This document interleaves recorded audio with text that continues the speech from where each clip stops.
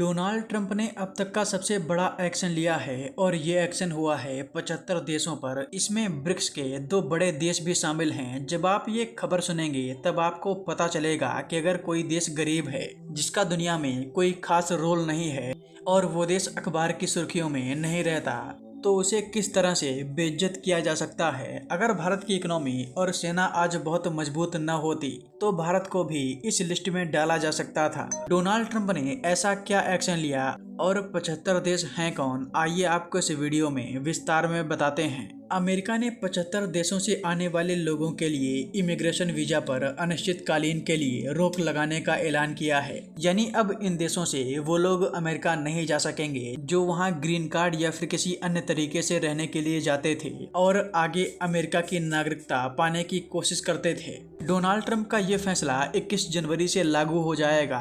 Donald Trump का ये action केवल इमिग्रेंट वीजा पर है। टूरिस्ट वीजा यानी जो लोग अमेरिका में घूमने जाते हैं, बिजनेस वीजा जो लोग किसी बिजनेस के पर्पज से अमेरिका जाते हैं, स्टूडेंट वीजा जो अमेरिका में पढ़ाई करने जाते हैं, वर्क वीजा जैसे H1 जो अमेरिका में नौकरी के लिए जाते हैं, इन सब पर किसी भी प्रकार की कोई भी रोक नहीं रहेगी। लेकिन अब इन वीजास पर भी अमेरिका की सख्त नजर रहेगी। डोनाल्ड ट्रंप ने अपने इस फैसले से जिन 75 देशों को हिट किया है उसमें या तो गरीब देश हैं या फिर ऐसे देश हैं जो विकास कर रहे हैं। अमेरिका ने इस एक्शन के पीछे का जो कारण बताया है वो काफी इंटरेस्टिंग है। ट्रंप सरकार का कहना है कि पब्लिक चार्ज की वजह से ये फैसला लिया गया है। जो लोग पब्लिक चार्ज के बारे में नहीं जानते उनको जानकारी के लिए बता दें कि अमेरिका का कहना है कि इन 75 देशों से लोग अमेरिका आते हैं। जब इनके पास पैसे नहीं होते तब अमेरिकी सरकार को सब्सिडी या फिर किसी अन्य तरीके से इनका खर्चा उठाना पड़ता है।